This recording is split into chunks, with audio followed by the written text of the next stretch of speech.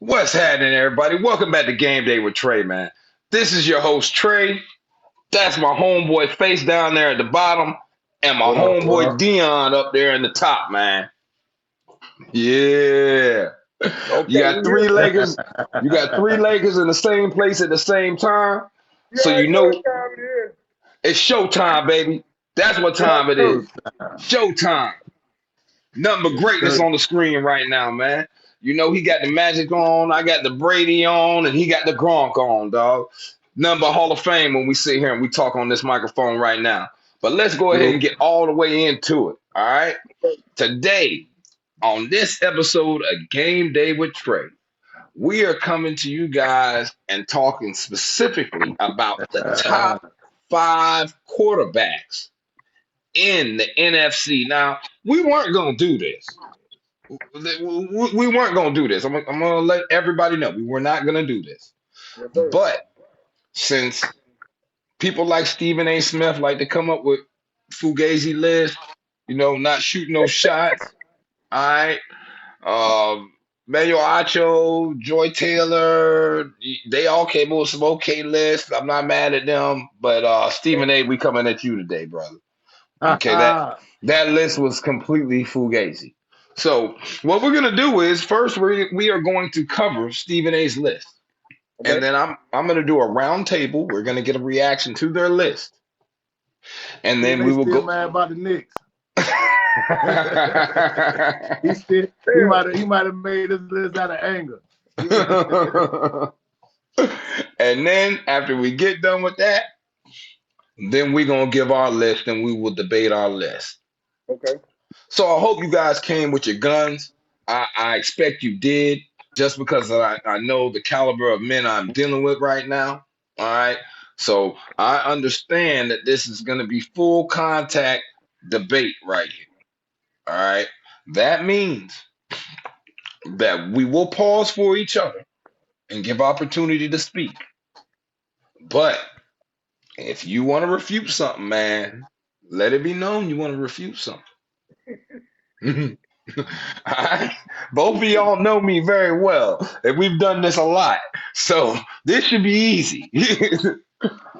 Let's go, man. Stephen A's A list consists of number five, Geno Smith. Number four, Dak Prescott. Number three, Jared Goff. Number two, Brock Purdy. And number one, Jalen Hurts. Okay. Now, for me, this list was very provocative. Okay, it was something that it provoked agitation within my eternal spirit. All right, and I say this because when you put Brock Purdy on a top five list, and I'm saying how could you leave out Matthew Stafford? exactly. I'm just saying, you putting Brock in that, how could you leave on Matthew Stafford? When he had a line, you see how many yards he threw for 6,000 yards. Then the 50 touchdowns. How could you leave this man off the list? And he done won a Super Bowl in the last 5 years. How could you leave this man off the list? So, That's Yeah, that's the first problem. I mean, if you're gonna put Brock Purdy, you definitely got to put Stafford above that. But what and say and, you, and, Devo? and, Wait, and hold up. I'm You got not something else? Go ahead. no, I'm not saying that Brock hasn't played to a point where he should be put on a list somewhere. Well, how could you leave this man off? Is what I'm saying. Like, And put Brock Purdy on. And Well, I put think Brock Purdy on. But what about you, Devo? What do you say, Dion? I think what Stephen A. is trying to do. I don't know if his list was the top five for the upcoming season, where he thinks they're going to be ranked at the end of the season. Hmm. Because in Kyle Shanahan's offense, um, we were just talking about this. He's a quarterback whisperer, dog. Like, Yeah. I don't care who you put in there, they're going to have decent numbers. So I get that. I get where Face is coming from with the Matthew Stafford. Um, just on alone, what he's done the last 3 years, his career and the Super Bowl, and the fact that the NFC quarterbacks are straight trash this year compared to the AFC. I mean, come on, dog. Like only one of compared to these the rest of the league, the top 10 list in the AFC, Mm-hmm. and that doesn't hurt. You know what I'm saying? So when you look at it that way, leaving Stafford off the list is kind of, and I get the shoulder, the concussions. Some people saying he may have fell off that cliff last year, but I say you got to give him credit and you got to go with what he's done over the years, and especially with how low the NFC is this year. I don't see a list without Matthew Stafford on it either. Man, look, I'm gonna put it to you straight like this, right? Matthew Stafford is a quarterback who has survived in the trenches. He's been on the worst teams in NFL history consecutively and consistently. All right. And when you got somebody that was born in the fire like that, okay, he rises like a phoenix every time. That's why you saw Matthew Stafford as soon as he got to LA, he did what he did. Now, yes, he did get hurt last year, and he's an elder statesman now. He's about 33, 34 years old. Okay, so they had he's nobody blocking for him. but not They only did had he not have any, they not had only did he holes not in have the anybody offensive line. exactly, but not only guess did he what? not have anybody blocking for him, he also didn't have a consistent running game. He also had injuries at wide receiver. He also, like, I can keep going. There was a list of You're right. reasons You're why, exactly right. man. It was different things, but when you don't have a consistent running game and you don't have an offensive line, that's a recipe for disaster for any quarterback. But hold up now, you talking about a quarterback who's done it without a running game. Because when he was in Detroit, he did it with no running game at all. It was him by himself. Now, yes, he did not have the most successful seasons and the most successful career while he was in Detroit, but the numbers are irrefutable. You cannot deny what he has done and what he has in the longevity that he has consistently put out throughout his career. Like this dude has been like that this whole time, even when they won one game. They won one game one year, man. One or two games. And he still was like that in that year. All right. So all I'm saying is this, okay? Yeah, he got hurt last year. Okay. But let's see what he does this year, man. Especially when you're talking about somebody like Brock Purdy, who they don't even have film on. Okay, they didn't have film on Brock last year. So when a quarterback steps out there on the field, and I see you very successful in your first 8 to 10 games, 8 to 15 games, that tells me that I need to pay more attention to you. Yes, but that doesn't tell me you like that. Okay, that tells me that you are someone who has a possibility to be more than what everybody expected or anything like that. But at the end of the day, once they get film on you, I got to see how you react to the fact that they got film on you now. Once they get film on you, it all changes. Those reads that you were seeing, those looks, and yeah, you with Shanahan, you with one of the greatest offensive minds out there. Okay, yeah, you are. But at the end of the day, we talking about Super Bowls here, man. We ain't talking about just getting there. And I think what you got to realize too is people forget we always want to crown some QB when they have a hot stretch, right? Mm-hmm. You've seen QBs who come in and do a hot 6, 8 game stretch.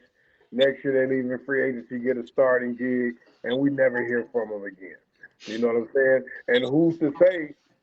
I mean, I'm not saying he will, but you still got a guy who they drafted in the first round over there, and Trey Lance, who does have all the skill sets and who was the starting QB until injury. So he's had a whole season to recover himself, and Brock is going to be coming off of a later injury. So you don't know, man. Yeah. Trey get in there and be ready to game one and never get the starter. Never give it up. You don't know. And sometimes that's the most things about injuries. You never know how a player is going to respond to an injury. Yeah. Some players could come back and act like it never happened. You know what I mean? But it's a mental thing. So being that he had the type of injury that he had, is it going to play inside his mind during game time and will he regress instead of go ahead and – because I ain't going to lie now, he got the attitude. He got He ain't scared. You gonna have to show Brock for real. He done showed me that Purdy. I like his game, but at the same time, it's how he gonna respond to this injury. And So and now and once you see that, you know, and to speak on what you just said, right? So where the game that my man Face is talking about is most likely the first game that Brock Purdy ever started, and that was against the Tampa Bay Buccaneers in San Francisco. Okay, and the way that Brock Purdy came out that game and fearlessly like stared down the barrel of the blitz, um, he threw in played like tight a veteran. windows. He He played like a Well, rem- veteran. listen, hold up. Let's be real here. And we all know it in the history of the Bucks, rookies, we always let rookies do that because I don't understand it. Like it's the history of us, dog. Like rookies come up like, no, Todd Bowles, can you just blitz the hell out of them or something? Like it always happens, bro. You every know it. You time, know it, Face. dog. You know it, man. Every We time, always let dog. rookies come in and do something Underestimating. against us, man. They Yes, underestimate brother. them young Going all guys. the way back to Daniel Jones rookie year. You know what I'm saying? Like I'm like, bro, come on. They better stop underestimating them young guys, man. Hey, that is a fact. That is Oh, you. he torched us. He He did more torched than torture us. He embarrassed us. Yeah, Okay. But no, He but he played good. He played pretty no, good. I would agree with Face. Like, I mean, he showed me, and there's certain guys that when you come in, and it's like this in the league, period. You don't know how many guys wouldn't have been bust if they would have got the right coach, the right system that fits their skill set. He ran a kind of Hey, similar offense, and I'm everybody would still say, stuck on Tommy Frazier in the offenses that they run today. I'm still stuck on my cousin Charlie Ward and the offenses that they run today. Okay? listen, Charlie Ward would be piecing right now. Yeah. Yeah. I'm telling you right now. Charlie Ward would fit in today's NFL, bar none. No He would be question. piecing. Yeah. No question, man. No But now question. let me ask y'all this. Let me One ask of you the this, greatest Dave. Go quarterbacks of college. One of the college quarterbacks, greatest college quarterbacks of all time, man. Hey, that's Oh, Shout fact. out to the Florida he's my favorite. You Seminoles. know, I'm a Florida State fan. That's my favorite Seminole all time. Me too. Oh man, As come am on, I. man. Yeah, yeah. How we the Lakers fan, we the Seminoles fan, and Bucks fan. And we all here, Face. That shit. And Face, we we all all here, here, baby. baby. We can't even argue about no teams. We can't. Hey, Hey, hey, so to all y'all out there, we may be a little biased if we get on our teams today. So it is what it is. Hey, yeah, it hey, is what it is. hey, But let but me I'm ask y'all this. go ahead. Go ahead. Off of that top 5 list, the guy I think that's getting disrespected, and especially how the NFC is. We talk about Stafford. Yeah. How can you leave Kirk Cousins off the list? It's not just about the fact that you left Kirk Cousins off. It's not just the fact you left Kirk Cousins off. You left Kirk Cousins off, and you didn't even discuss having a dark horse. Like a sneak peek, everybody. We're gonna give you a dark horse. Okay, yeah. I'm gonna ask these guys for a dark horse. I'm gonna ask them for would be their sixth guy that could possibly pull up and pull in when they give their list. They're gonna give you that. Okay. But the thing is, Stephen A failed to do that. Okay. The A list, On all the lists I've seen, they had Geno 5, which I respect. I respect that. Geno had a ball out. Yeah, I don't even know where that came from. At this late in his career, kudos to Geno Smith. It was a Brad Johnson year. It's all about the right fit. It was a Rich Gannon year. Fit. He done matured a little bit. His decision making got better. You know, don't nobody like to sit on that bench. Don't nobody like to be that second guy.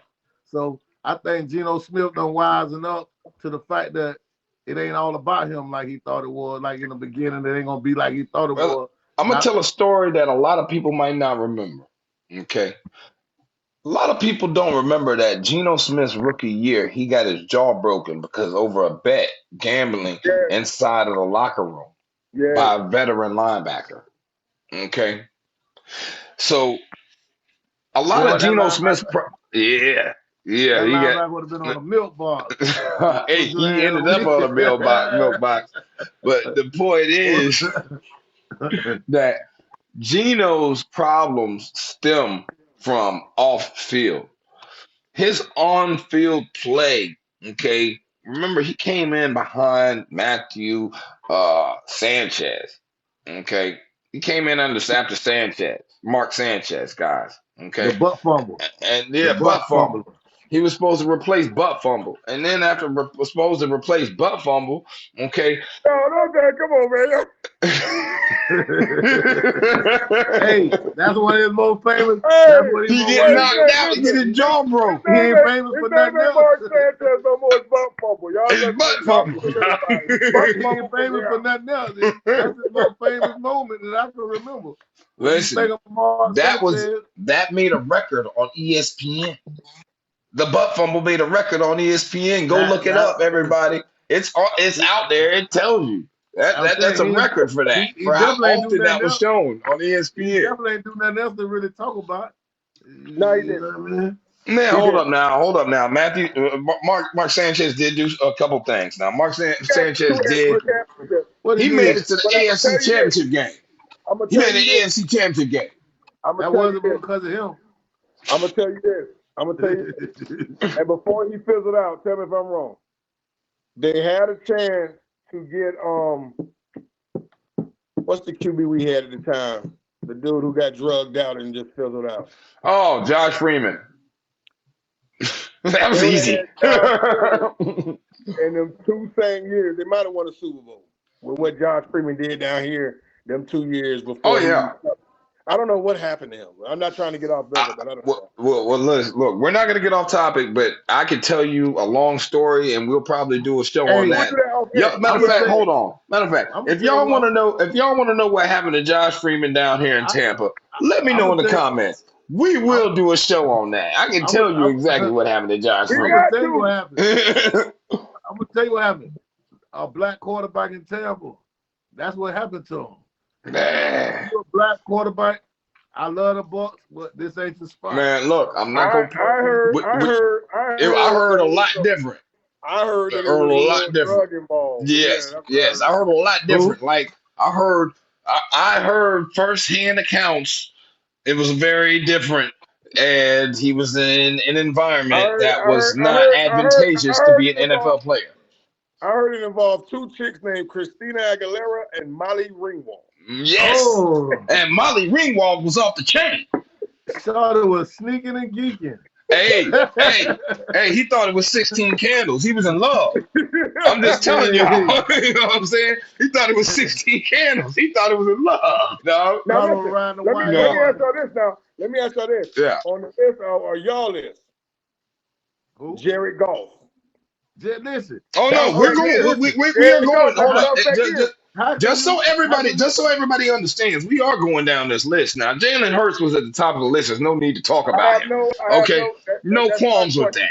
Brock That's no Purdy, question. big problems with that. A lot to Yes. talk about. Now we're on Jared Goff. He's the third quarterback Listen. on the list.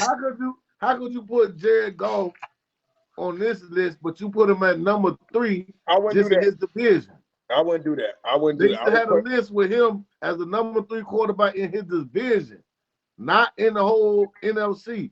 So how could you put him on the list of a top 5 ahead of all these other guys? Deon, go ahead, man. if you go stat wise, if you look up his stats, he had a hell of a year last year. Yes. He did.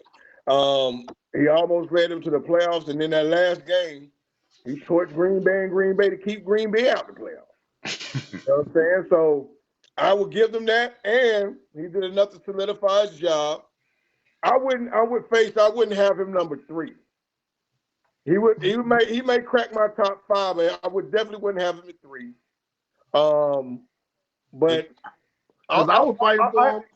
I was fighting for him to be up a little bit in the other bracket they put him in the NFC in his division. I was like, how he is number 3, but so who they had ahead of him in his division? Okay, so as far as in Stephen A's list, okay, they did have Jared Goff at number 3. Nobody else in his division above him. But the But thing about it is, y'all Now hold on. Now I'm going to give you some. I'm gonna give you the numbers. So Okay. when you look at Mike Clay's fantasy projections, okay, which is what is the standard that everyone uses to understand the productivity of a player throughout a season. It gives Yeah. you the Okay, that's PPR. It gives you the ranking of the player. It gives you all Give that. me his Now stats. Give me his stats from last year. his stats from last year. Okay. Jared Goff, stats last year, 4,275 yards. He had 27 touchdowns and he had 11 interceptions, I believe. It could have been one more, but I believe it was 11 interceptions. Now, the thing about it, though, this year they have Jared Goff taken a step back with 3,925 yards, 24 touchdowns, 11 interceptions this year. Once again, he gets sacked 39 times, Thank you for and respect. but they got him ranked as the 21st quarterback. All right, so if Mike Clay, okay, fantasy aficionado, the man who's gonna tell you what quarterback gonna show up at what time, right? If this dude right here got him locked in at the number 21 ranking spot, and he plays in the same division as Justin Fields, and Justin Fields ranked sixth, and we expect Justin Fields to make a leap or make a step in the right direction as far as reading offenses and understanding, reading defenses and understanding what's coming off that edge, because that is really his biggest problem is understanding the cornerback blitz and understanding what's coming off that edge and how to know what that mic's coming or not. Like all of these things tell us that Justin Fields is going to take a step. So if he's going to take a step, but Jared Goff's going to take a step because he's going to be on a better team, is it the team that makes you the better quarterback, or is it your skill set and what you do on the field? Well, listen. Let's not get fantasy projections. Oh, I'm not talking about projections. I'm talking about what I expect. I do expect Justin Fields to play better this year. I gotta see a lot more. I love Fields, and I love that they didn't go get a quarterback. I love that they trying to put some stuff around him, bring in a receiver, got some line protection because y'all had this guy out there running for his life. Mm-hmm. Oh, you can run, so we through the line. We just gonna go defense and everything. You can just run for your life. Scramble, yeah, run. Scramble and throw the ball, yeah. Yeah, so but what I need to see from Justin Fields this year, I need to get at least 215 to 220 a game through the air. Yeah. So I'm gonna tell you this. I really think the dude got a lot of upside to him just based on the team. Hold on, listen. Trey, I'm gonna ask both of y'all a question. Go ahead, Face. I'm gonna ask both of y'all a question. Go ahead. He hasn't, since he's been there, he really hasn't had much protection. No, yeah. And being a young quarterback coming into that's making your decision making have to be super fast, and that will cause you to make mistakes. If he had a little time, I feel like a better O-line, I feel like Justin Fields would be a better quarterback. Put some more weapons around. Let me give you two things, okay? And then I want to touch on another quarterback, okay, which I'm okay with him being on the list, but I do have problems with him being on the list, and we already spoke about him a little bit. So before we get to that, all right, Justin Fields, the Chicago Bears drafted an offensive lineman this year, okay? They picked up two wide receivers in free agency, as well as they got one. Who's it? They got a number one. They got Maroney over there too. They got Robinson, right? Who's the receiver they picked up though?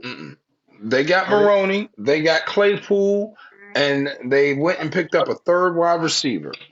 And then on top of going and pick up that third wide receiver, they went ahead and solidified that offensive line, okay, and went and got another running back as well. Now, all of those things, they don't add up to a can of beans when it comes to protecting Justin Fields, because Justin Fields can only protect himself. They solidified the line. You said they went and put more weapons around for a receiver and a running back. Yeah. They never said we're gonna switch Justin Fields They The put problem pieces is though, together. the problem is though, do you believe if you don't believe in the coach, do you don't believe in the quarterback? You know, that's why he came. That's why even though Justin Fields is ranked better when you look at the numbers and you look at the stats, he's ranked better than Jared Goff. Okay, because the initial question in all this was, who in this division is better than Jared Goff? Well, if I you think look to I the think numbers, the only one that's going to be better than him is going to be Justin Fields or Kirk Cousins. I feel like it's gonna be Justin Fields because if you look at what they done, they solidified the offensive line. They went and got more weapons at At wide receiver. they They knew they didn't have adequate pieces around the dude because they went and got all the players running things that he actually needed to succeed. And you need a running back to succeed in the NFL. And they went in and addressed each because they never Mm-hmm. said nothing about changing him. Because they'd have been saying they need a new quarterback. I believe in them guys, but I think saying that he's ready. Jared Goff just threw for 4,200 yards, almost 4,300 yards last year. Yeah. Yeah.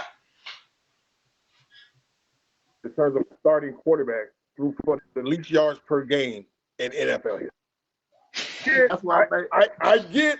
Listen, I'm with both of y'all on. I think he's going to take that next step, but we still got to temper those because I think what's going to happen is, guys, let's be real. If he was a running back, he might be an elite running back in the NFL right now.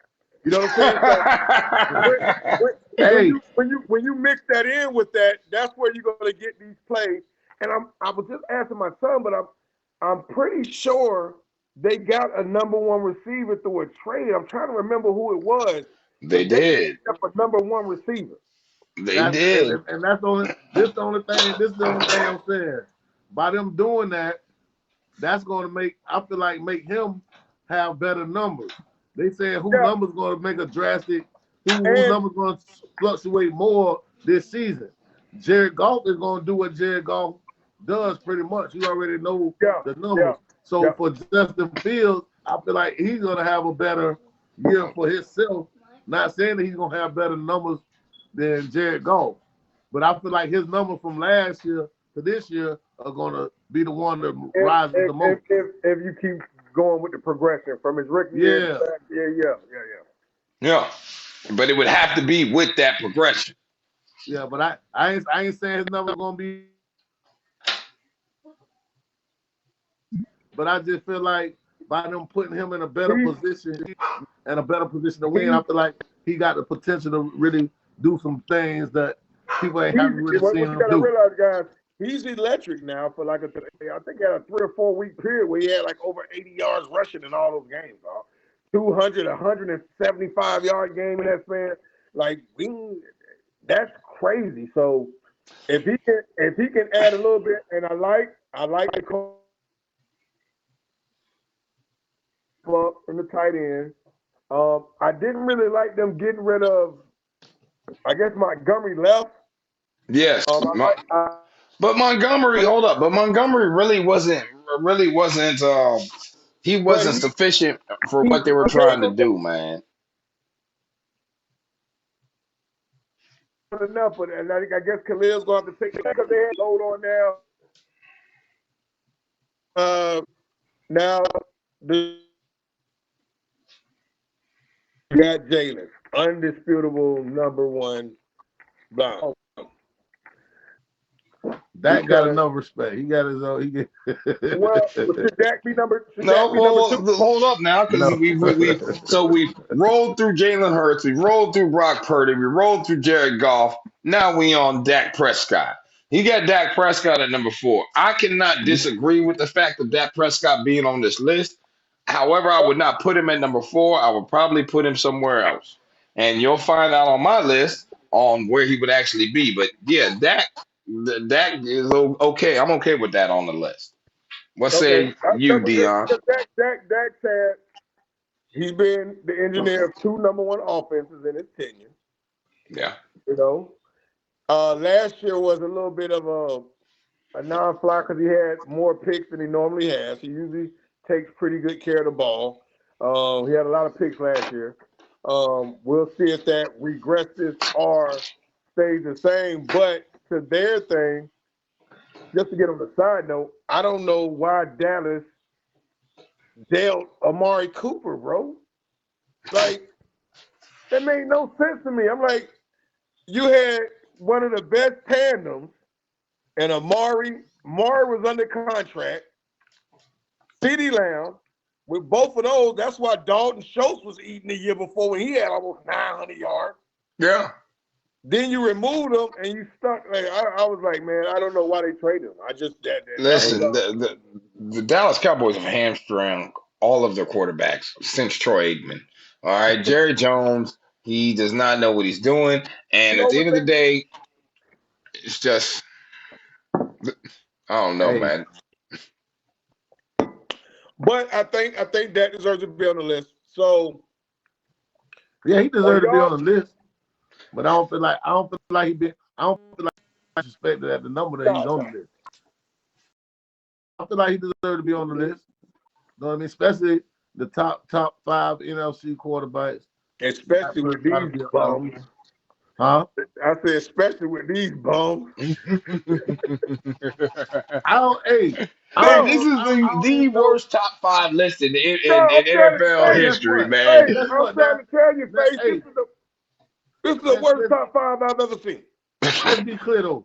To be honest with you, I don't know if these dudes are really that bad, or is the AFC quarterbacks just that good? Like, is the AFC as far as the balance of best quarterbacks right now?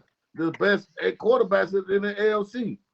And being that you got such great talent over there, I don't feel like all the NFC quarterbacks are bombs. I just feel like the AFC has better product in the AFC right now. I just feel like in any of the years when you've had top 5, you always had from either conference at least 2 QBs who would be on the other conference, even if the other conference was loaded.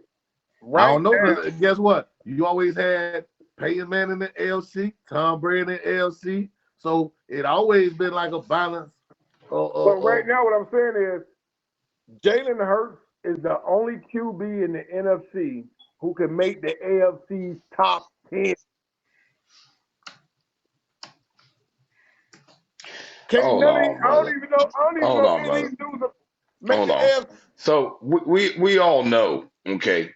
We all know that this top 5 list is fugazi. We know what this guy put on here, but hold on. I got to address what you just said. You said Jalen Hurts could possibly not make the top 10. No, I say he said he's the only one on the list who can make the AFC top 10. I gotta plug up my phone. Hold on. Yeah, he is. He is. I'm pausing it. Listen, dog. All I can say is this, man. I completely agree on the whole Dak thing. I think that we all have a good presence, a good stance on where Dak really truly sits. We agree he's on the list. Okay, it's just about his potential to live up to what the Cowboy fans want to see from Dak Prescott. That's really what that is. So, man, Cowboy fans and the Dolphin fans the same. They're the same fans. It's the same group of fans. It's the same group of fans.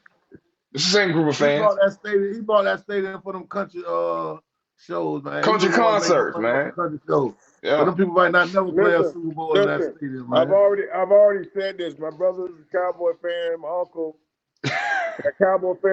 My wife's a Cowboy fan. I told him sorry for him. The Cowboys would never do nothing until Jerry Jones dies. Hey, Jerry Jones has to die. That's not a shot. That's not a shot. That is no shot. There is no shot.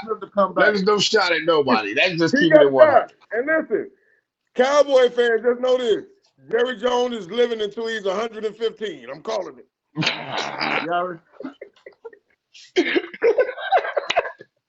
Jerry Jones will live till he's 115. Cowboy fan gonna be miserable for another 30 years.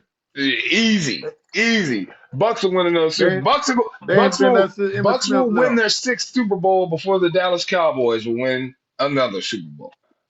I'm with that. Yeah, that's a bold position. Hey, I'm just calling it like I see it right now. When So it comes to opportunity, we seize the moment, and they don't. They've had great teams. Dak has played with great teams. He's played with one of the greatest offensive lines in NFL history. He had Zeke while he still had Dez Bryant, while he still had CD Lamb, okay, while he still had Dallas Schultz, while he still had Witten. He had all of these things coming in at certain times all at the same time at one point. You can't, man. Come on. Let's get on to Geno Smith. Geno Smith. All right. And what we're going to do for y'all is we're going to go ahead. We're going to split this video into two videos. We're going to go ahead and have this reaction to the A list, and then we will give you our top five. But Geno Smith. Geno Smith, when he first started doing what he was doing last year, I'm like, oh, look at little Geno. Yeah. Geno doing all right. You know what I'm saying? But I was like, Geno gonna be Geno. He got a little hot stretch, but Geno gonna be Geno. Then we got to like game 8. I'm like, oh, Geno over here balling a little bit. And then Penny went down, and then that Walker came in.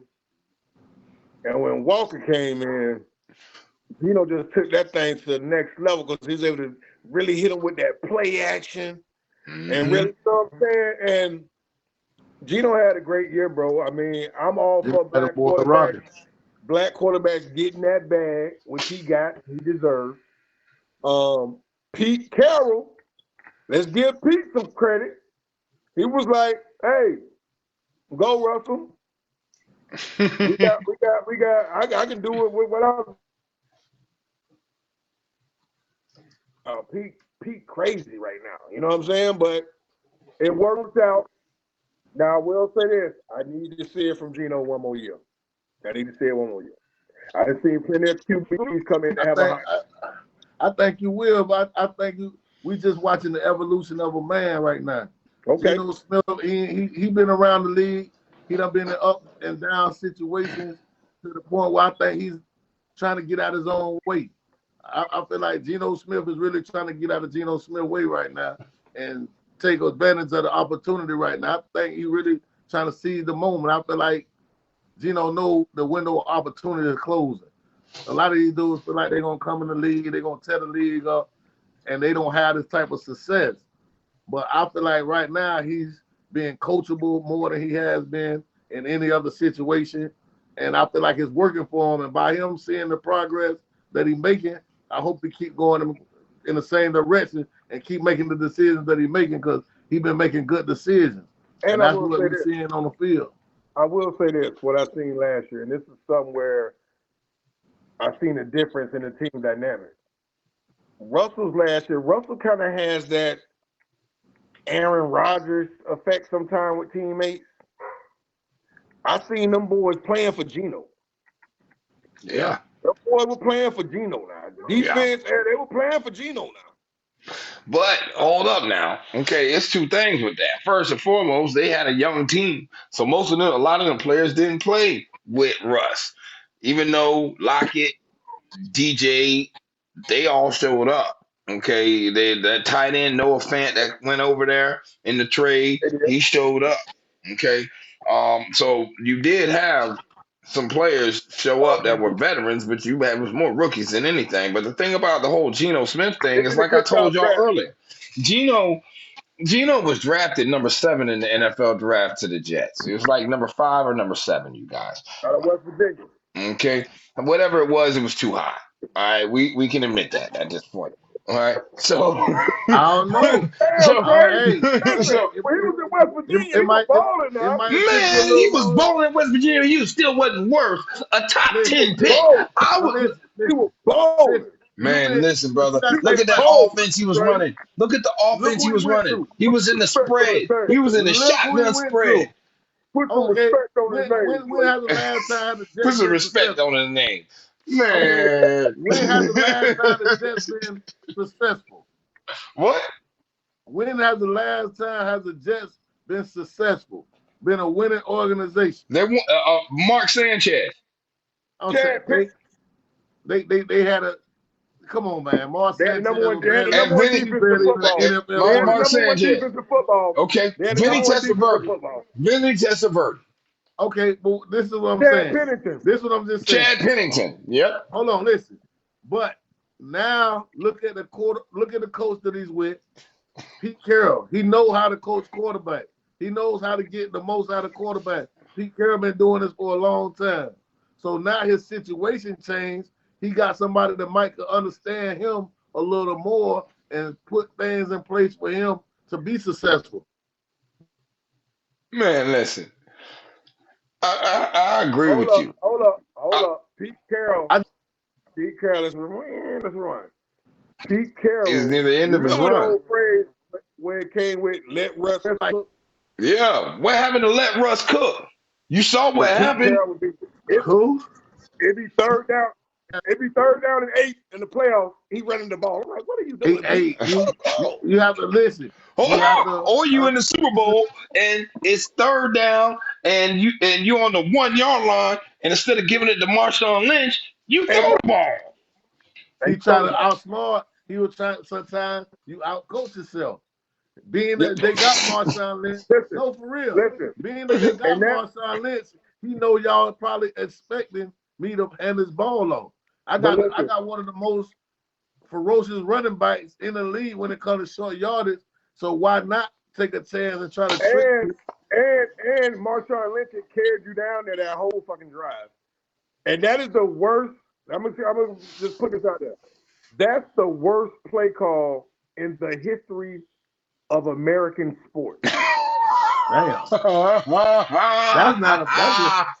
That's a bold No, prediction. that is facts. That is facts. Listen, That is facts. That is up there. Hold up. It changed the history of everything. That is up there with Bill Callahan not changing the offensive play calls when the Raiders played the Tampa Bay Buccaneers in the Super Bowl with John Gruden as the coach of the Buccaneers. Let me tell you how bad That's up there with that. Marshawn Lynch didn't have one carry for a negative yard the whole game.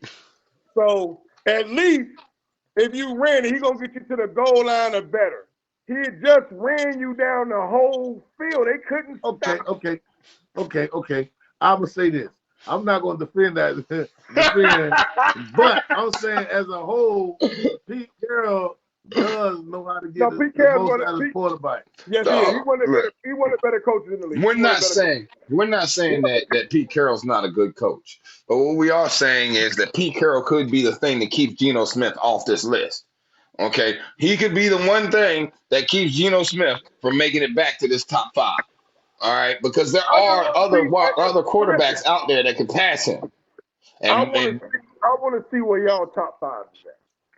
And if you want to see where my top 5's at, and you want to see where Deon's top 5's at, and you want to see where Faith's top 5's at, check out this next episode, man. Game Day with Trey. We back at you. Yes, sir.